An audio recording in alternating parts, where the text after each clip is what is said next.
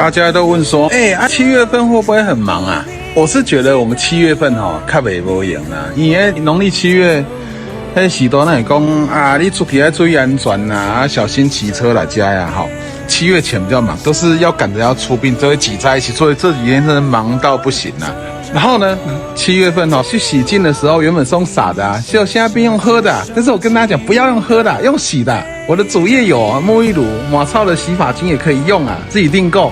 各位大哥大姐阿公阿嬷，你们7月的时候做什么工作了？会特别忙吗？下面留言。